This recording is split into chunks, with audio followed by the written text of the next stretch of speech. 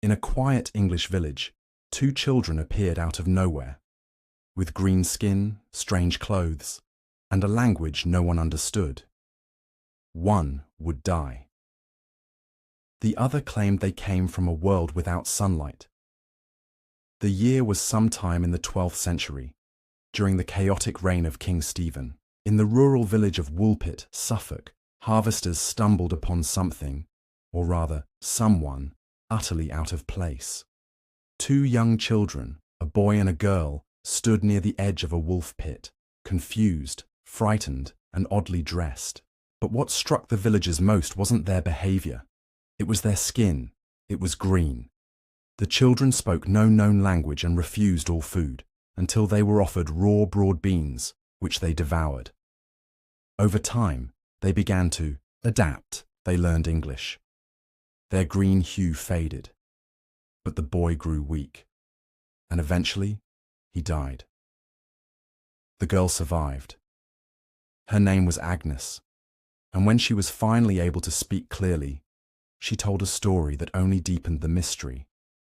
She said they came from a place called St. Martin's Land, a twilight realm beneath the earth where the sun never rose, and everything had a greenish glow.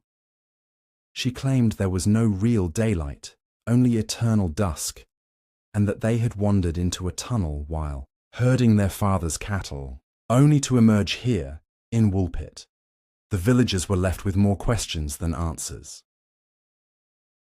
Over the centuries, historians, scientists, and folklorists have tried to explain the tale. Some believe the children were Flemish refugees, victims of nearby warfare who had fled into the woods. Their green skin, then, might have been caused by malnutrition, a condition known as chlorosis, or green sickness. Others argue the entire story is allegorical, a cautionary tale about outsiders, or a medieval reflection on immigration and difference. But some theories go deeper and darker. Was St. Martin's Land a forgotten reference to an underground world? A fairy realm, as many Old English legends describe? Some folklorists link the tale to other stories of children taken by the Fae and returned, changed. Modern fringe theorists even connect it to dimensional travel or alien abduction, citing the children's strange language and dietary habits as signs they came from somewhere else entirely. Agnes, the surviving girl, went on to live a quiet life.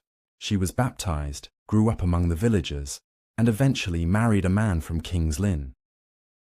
But according to some sources, she never stopped insisting that she came from that shadowy land where the sun never shines. To this day, no one truly knows who the green children were or where they came from. The village of Woolpit still stands, and so does its mystery. Two children, one tale, and a green shadow that has lingered through the centuries.